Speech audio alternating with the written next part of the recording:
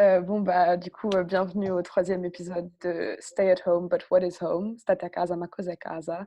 Donc, où on parle chaque semaine avec des personnes différentes qui sont confinées partout dans le monde et on réfléchit un peu comme ça. Maintenant qu'on nous dit de rester à la maison, qu'est-ce que c'est que le concept de la maison? Donc, moi, c'est Martha, ça c'est ma maman Alexandra. Du coup, nous, on est confinés dans deux pays différents qui sont pas nos pays d'origine. Moi, je suis à Amsterdam alors que j'ai grandi à Paris et ma mère qui est née dans le nord de l'Italie est confinée à Paris. Et du coup, chaque semaine, on a une conversation différente avec plein d'autres personnes pour essayer de parler de ce concept de la maison qui est très complexe et aussi en ce moment. Donc, voilà. Et, et là, on a le grand plaisir d'avoir avec nous aujourd'hui donc une amie, une poétesse, une réalisatrice, une très bonne réalisatrice, et une Syrienne. Donc, en disant ça, on dit tout par rapport à la maison. Et donc, Hala Mohamed, merci beaucoup d'être là avec nous aujourd'hui. Merci les amis. Ma mère m'a dit que tu as grandi à côté de la mer en Syrie. Je me disais peut-être on pouvait commencer la conversation par ta première maison, du coup, Oui, la maison de ton enfant. oui, je suis née à Latakia. Latakia, c'est une ville en Syrie au bord de la mer. Et nous sommes une famille nombreuse, 9 enfants. Et donc, la maison, elle était assez grande avec un jardin, et c'était toujours ouverte, la porte de la maison. Elle était toujours ouverte vers la rue. Et soit ouverte, soit entrouverte. Franchement, les visiteurs, ils trouvaient pas beaucoup de difficultés pour rentrer chez nous. Et il y avait un balcon, on pouvait rentrer, il y avait un balcon, il y avait la porte d'une chambre, la chambre des invités, qui était toujours ouverte. Donc, parfois, on rentrait du salon, on trouvait que dans la chambre des invités, il y a les invités qui nous attendent. Et sur le balcon, il y avait toujours des chaises. Aussi, les gens, ils s'assiedent sur les chaises en passant dans la rue. Parfois, ils montaient se reposer sur les chaises et puis ils continuaient leur chemin. Donc, c'était la maison de ma mère et de mon père. Il y avait une table à manger. Quand vous rentrez dans la maison, c'est la rentrée après quelques escaliers, puis la porte principale.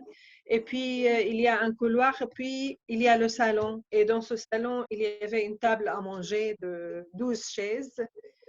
Et il y avait toujours nous et les amis et les invités et les gens du village. C'est une maison qui était ouverte toujours pour recevoir les autres. Oui, on célébrait la vie.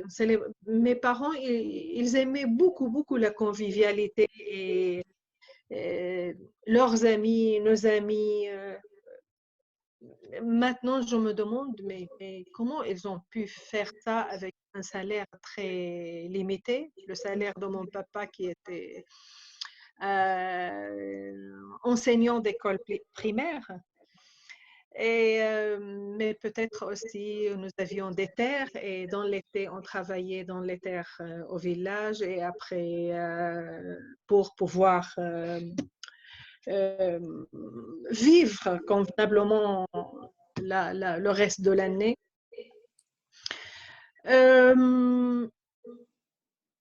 J'ai presque jamais connu le confinement de toute ma vie.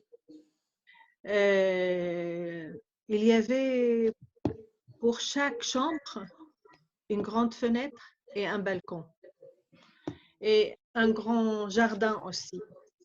Et puis, c'est une ville qui est au bord de la mer Méditerranée. C'est une autre ouverture aussi.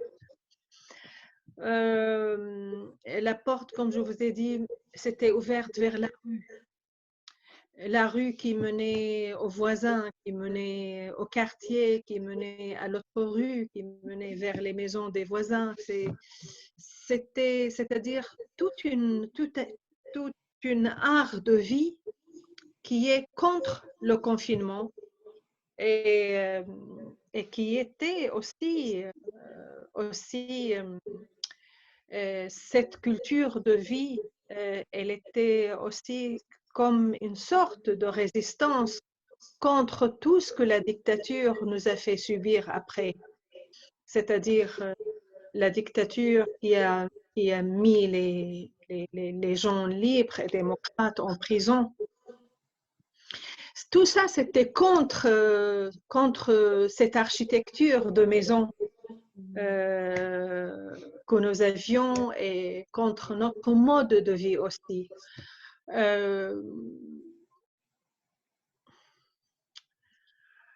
Ma maison à moi, elle était pareille, là où mon fils est né. Elle était aussi grande avec arbres, avec tout ce qu'on peut imaginer, parce que là-bas, le temps est plus cool, et les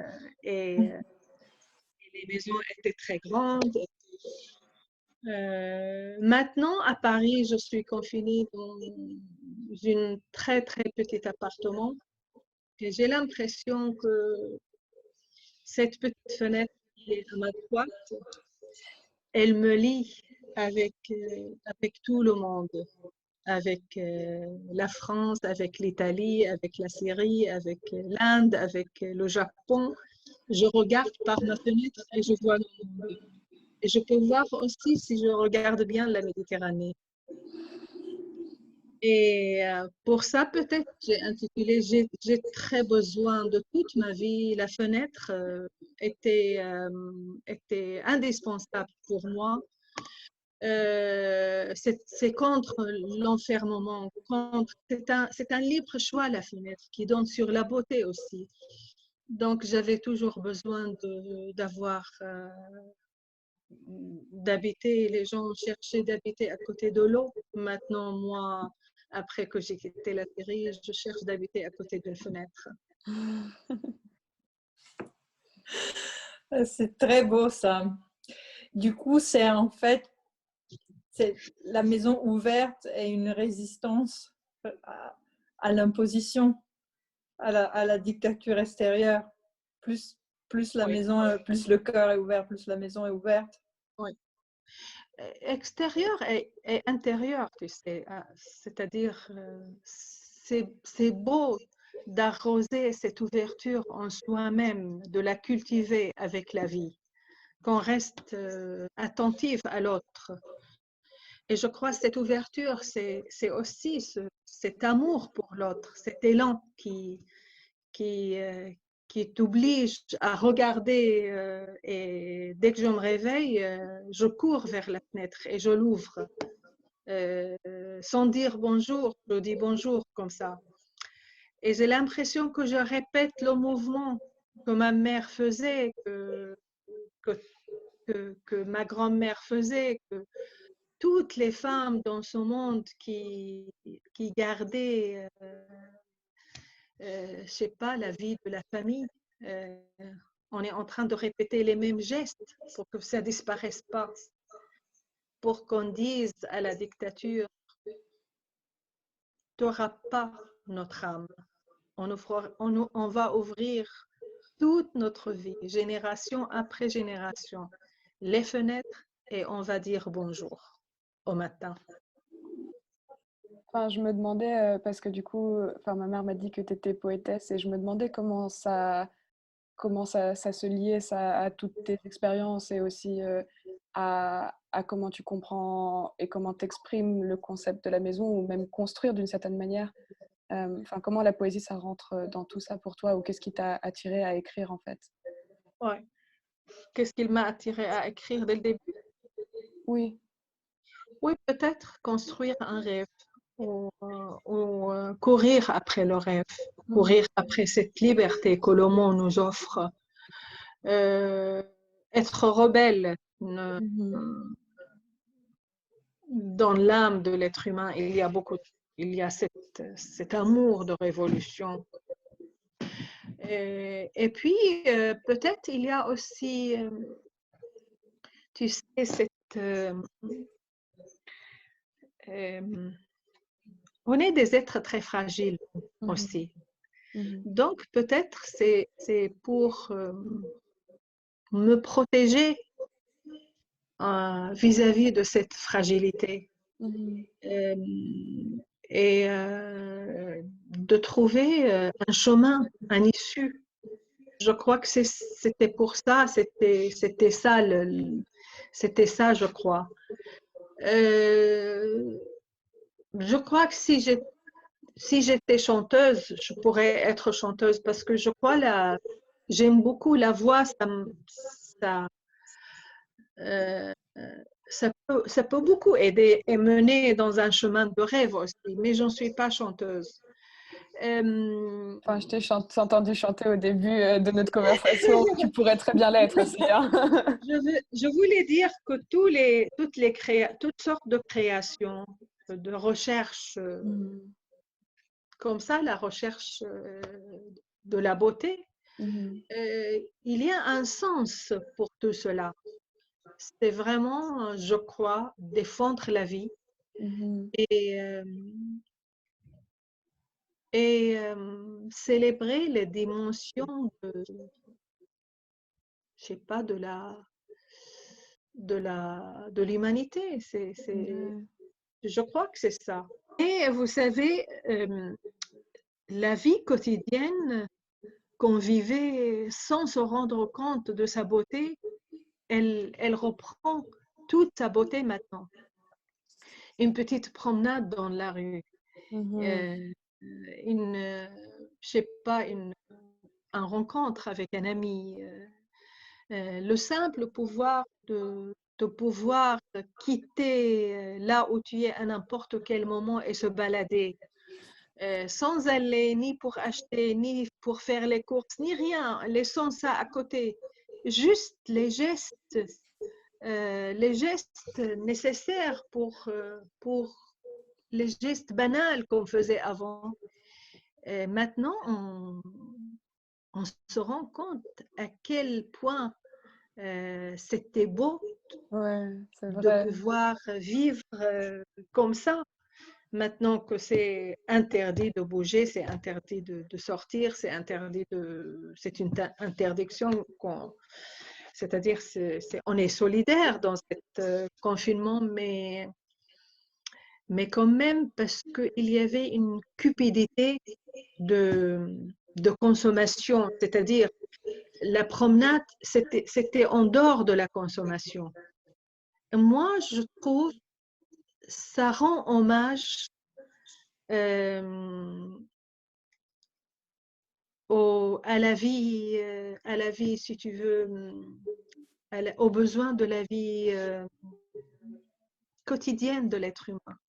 Ça rend hommage à la promenade, ça rend hommage aux rencontres amicales, ça rend hommage, je sais pas, aux rencontres amoureuses, au repas familial,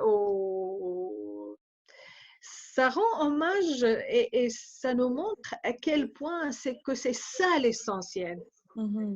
C'est ça l'essentiel, c'est pas les autres choses. C'est-à-dire, d'une autre sorte, ça renforce notre lien humain. Sauf si j'ai très peur que l'économie, elle va nous bouffer après. Là, j'ai peur de ça. C'est-à-dire, maintenant, on rêve que ça va nous ressembler l'après. Mais peut-être on sera moins libre, je ne sais pas. Parce qu'au final, c'est peut-être aussi le point de vue économique qui est problématique et que justement une approche d'une certaine manière plus poétique à un après ou aussi une refocalisation sur ce qui est vraiment important, comme tu dis. Et ce qui est important, c'est vraiment ça. Enfin, c'est les relations humaines, le fait d'avoir une solidarité, que personne ne soit délaissé et retombe. Mais c'est intéressant. Ni affamé, ni emprisonné, ni ni privé de sa liberté, ni privé de sa maison, parce que imagine quand on dit restez chez vous, et pendant 10 ans, on a détruit, par exemple, la Syrie, la moitié des habitations des Syriens. Et quand on dit restez chez vous, les gens qui sont dans les camps, dans les tentes blanches, comment ils vont sentir?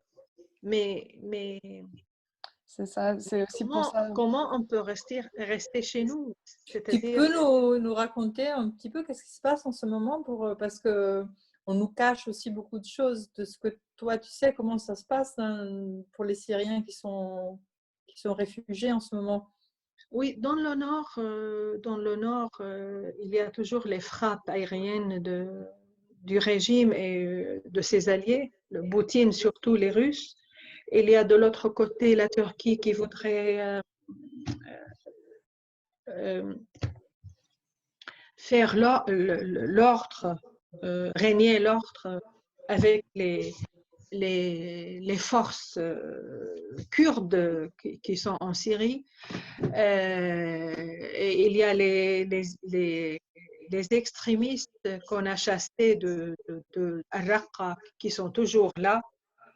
Tu sais, on a dit, ça y est, il n'y a plus, on a rasé, c'est-à-dire Al-Raqqa, là où il y avait l'État de Daesh, c'est une ville fantôme maintenant, mais personne nous a dit où ils sont passés les extrémistes.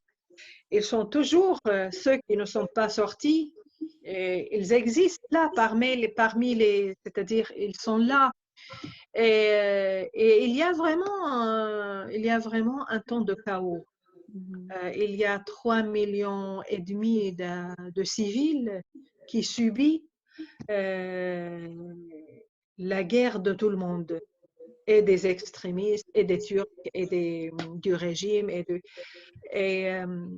C'est un vrai cauchemar. Ils n'ont plus de maison, ils n'ont plus de où ils vont. C'est interdit de rentrer en Turquie, c'est interdit de rentrer chez eux. Ils sont dans le nulle part pour attendre le néant. Je sais pas, c'est catastrophique vraiment. Ouais. Et il y a des millions de réclamations pour qu'on arrête cette tragédie. Mais je ne sais pas pourquoi le monde il donne l'oreille sourde à toute cette réclamation. Je voulais te dire que en fait j'avais trouvé pour préparer notre rencontre, j'étais en train de lire il y a une écrivaine italo, elle est de Somalie, mais elle habite en Italie et évidemment elle a dû partir comme toi de son pays. Et elle disait, je te le lis en italien, après je le traduis, elle dit il nostro incubo si chiamava dismatria. Qualcuno a volte ci correggeva e diceva in Italia si dice espatriare, espatrio, voi quindi siete degli espatriati. Scuotevamo la testa, un songhigno amaro e ribadivamo il dismatria appena pronunciato. Eravamo dei dismatriati. Qualcuno forse per sempre aveva tagliato il cordone ombelicale che ci legava alla nostra matria, alla Somalia. C'est-à-dire, elle dit donc c'est des expatriés et ils se trompent ou ils se trompent exprès et ils disent au lieu de dire on est des expatriés, on est des exmatriés. C'est-à-dire au lieu de dire patrie, elle dit matrie. Comme si parce qu'avant tu parlais des femmes qui gardent cette vie de la famille, cette vie de la et donc pour eux, elle parle de la patrie comme la matrie. Je trouvais ça très beau. Oui, c'est beau, coup, c'est beau, oui. Tu sais, la terre, elle est, si on veut parler comme ça, elle est en féminin, la terre, tu vois, et la patrie aussi, la liberté, mais là, oui, je crois on partage, nous tous, on partage les tâches.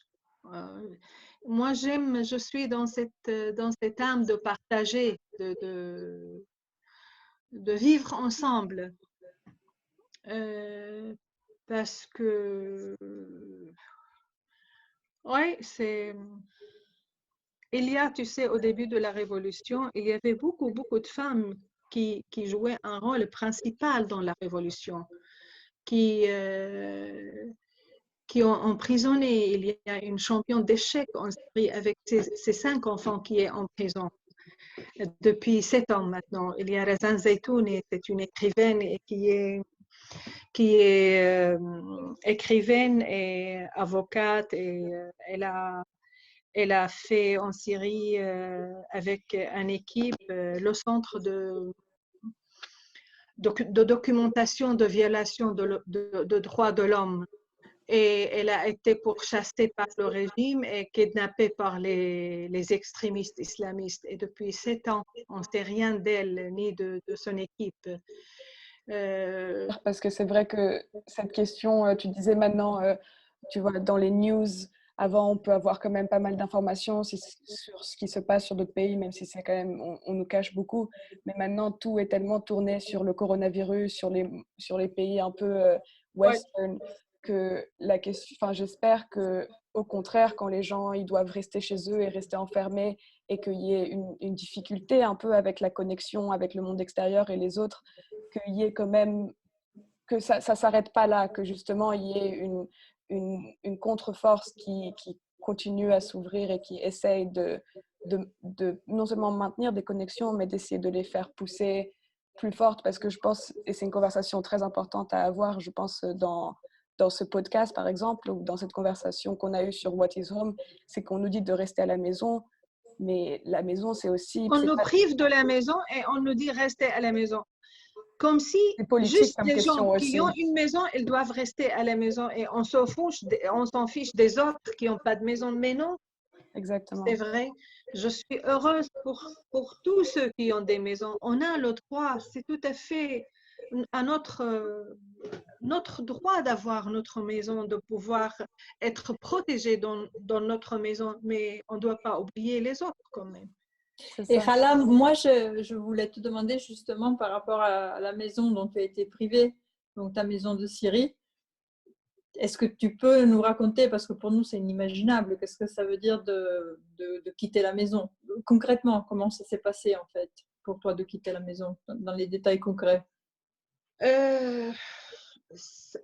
Je ne vais pas parler de moi parce que moi j'avais la possibilité d'avoir une autre maison. Je suis dans ma maison maintenant. Je suis chez moi. Je vais parler c'est-à-dire, tu sais, c'est l'une des fiertés de la famille, vous, votre mère, moi, tout, d'avoir la clé de la maison et d'avoir chez soi. Et une fois, j'étais dans un festival de poésie en Allemagne et j'étais invitée chez une amie, c'était juste à la sortie de la Syrie. J'étais invitée chez une amie poète là-bas, chez elle, elle m'a invitée chez elle. Quand on descendait de sa voiture, toutes ces gestuelles, elle rentrait dans la voiture, elle jetait son sac derrière et elle enlevait sa veste comme ça, elle s'assied, elle roulait sa voiture et moi j'avais la tête qui commençait à tourner. Et en arrivant chez elle, on a descendu de la voiture, elle s'est dépêchée, elle a sorti ses clés de son sac, elle a ouvert la porte de chez elle. C'est ça d'être chez soi. Tu vois, tous ces gestes banals qu'on vit, on les perd. On les perd et comme si on emprunte les pas d'une autre personne. Celui après, il n'est plus nous, il est notre ombre qui essaye de trouver sa vie et son vraie image. Et quand on est rentré, il y avait sa maman à la maison. Et je suis rentrée et il y avait dans mon âme beaucoup, beaucoup de silence. J'avais besoin de silence pour voir, parce que je lui ai regardé et j'ai dit, mais quelle chance de ne pas perdre chez soi. De rentrer et de vivre dans ta vie quotidienne. C'est-à-dire, on a le droit de faire un autre choix, de partir de chez soi, mais quand on la perd par force, par une dictature, par une guerre, par une injustice, ça c'est vraiment grave. Et ça laisse des cicatrices. Et il n'y a que la justice qui peut guérir cette âme blessée. Pour ça, il faut absolument qu'il y ait une justice. Pour ça, il faut absolument que les tyrans soient jugés, présentés en justice. Il faut absolument que les guerres cessent. Il faut absolument que les gens rentrent chez eux. Il faut absolument que parce que tu sais, il n'y a pas pire que de mettre les humains dans une masse. Dans une masse, tu perds ta particularité. Tu perds tout ce qui te différencie des autres. Et ça, c'est blessant que tu perds ton nom, tu perds tout et tu sois classé dans les réfugiés, les exilés, là où il y a la guerre. Et comme ça, on occulte toute la souffrance. Comme si on a envie d'enterrer la tragédie et de ne pas trouver une solution. La maison, qu'est-ce que ça fait de perdre sa maison? C'est juste de ne plus avoir la possibilité de boire le café sur son balcon le matin. Et Khala, je pense que tu avais préparé quelque chose de beau. Parce que comme tu dis qu'on transforme la douleur avec la beauté. C'est vrai, il y a beaucoup de douleur. Je suis vraiment désolée, mais tu sais, on est en début mai. Il y a le soleil. Et il y a beaucoup de beauté. Donc, et j'en sais pas, il y a comme si les absents, comme cette beauté, c'était les absents qui vivent parmi nous. Je suis habitée par la voix des absents et par les absents dans ma vie.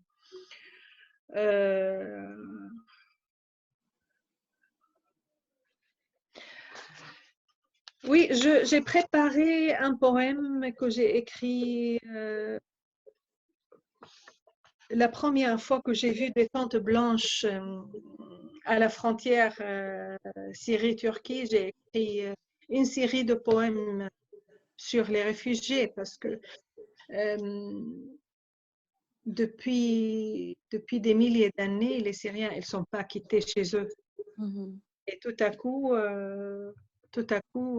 ils vivent dans des tentes blanches et on découvre à quel point nous étions égoïstes parce qu'avant nous, il y avait plein de peuples qui vivaient dans les tentes et on ne s'est pas rendu compte de leur souffrance. De notre tour, on subit ça. Donc, tout à coup, j'étais très sensibilisée vis-à-vis de tous ces gens. Et un réfugié syrien, pour moi, n'est plus un réfugié syrien, c'était un réfugié dans ce monde qu'on défend nous tous, soit son retour chez soi, soit le fait qu'il vive avec toute sa dignité, qu'il ait toutes les conditions humaines pour continuer à vivre, qu'il ne soit pas réduit à ses besoins alimentaires comme un animal. Et justement, j'ai écrit un poème, je peux la lire en arabe. Ah oui. Ah oui, s'il te plaît. لغة اللاجئ الضيف الصمت لا صوت للاجئ يقفل الباب على صوته في البيت ويخرج من بوابة التاريخ بلا ذرة جغرافيا.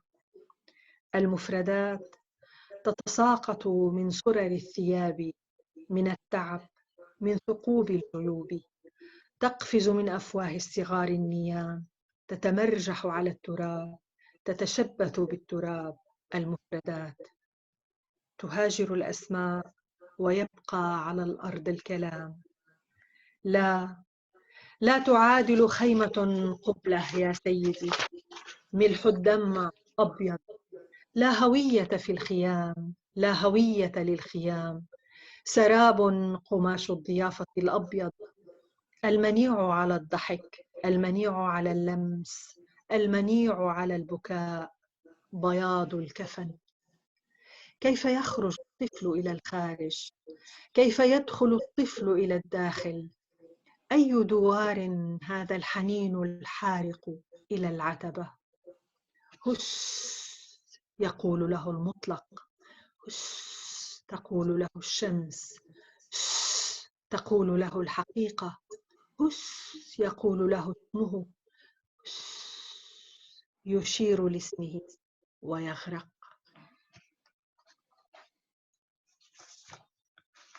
Wow. Et du coup, c'était Français? oui, c'était très beau à écouter, mais maintenant je sais C'est pas magnifique. c'est vraiment magnifique. Ouais. La langue du réfugié ôte est silence. Nulle voix pour le réfugié. Il ferme la porte à sa voix dans la maison et sort par la porte de l'histoire sans une poussière de géographie. Les mots tombent des baluchons de vêtements, de fatigue, des trous dans les poches, bondissent des bouches des enfants endormis. Tourbillonnent sur la terre, s'agrippent à la terre les mots, s'exilent les noms et reste sur terre la parole.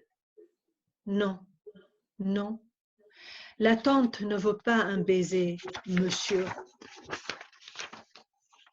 Blanc, le sel des larmes. Pas d'identité dans les tentes, pas d'identité pour les tentes. Mirage, la toile blanche de l'hospitalité, imperméable au rire, imperméable au toucher, imperméable aux larmes, blancheur du linceul. Et sort l'enfant à l'extérieur, et entre l'enfant à l'intérieur, et sort l'enfant à l'extérieur, et entre l'enfant à l'intérieur.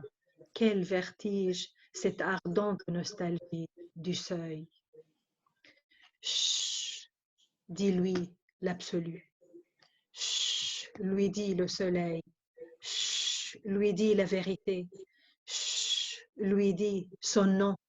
Chut, dit-il à son nom et son nom. Merci d'avoir lu ça. Merci beaucoup, Hala. Moi, je pense que c'était une conversation très particulière autour de la maison. Et c'est comme tu dis, en fait, je pense qu'on est des hommes parce qu'on est particuliers, parce qu'on est des individus et pas des masses, pas des masses en marche. On est des individus qui sont enracinés dans ce qu'on est. Et ce qu'on est, c'est aussi la maison, mais la maison qui peut être partout. Mais il faut une maison, il faut 4 murs, il faut une terrasse pour boire le café, sinon c'est pas possible. Absolument. Donc, on te remercie infiniment. Ouais. Je te remercie infiniment en particulier parce que je pense que de pouvoir partager ça avec ma fille, c'est quand même quelque chose qui va nous rester. Oui, c'est sûr. Et c'est vraiment une conversation, je pense, que je suis très contente d'avoir eue et qui devait avoir lieu, je pense, sur les conversations qu'on va avoir sur ce podcast. Merci beaucoup. Je suis moi aussi très, très heureuse que ma vie, que mon amitié avec Alessandra dure et ça me touche vraiment le cœur d'être avec toi, Magda, maintenant. Donc, Moi aussi. merci beaucoup pour ce temps. Merci à tous et c'est le moment de se dire au revoir. Et Ciao, ciao. Ciao, ciao. on se retrouvera à la fin du confinement. Allez, Exactement. bye bye. Au revoir.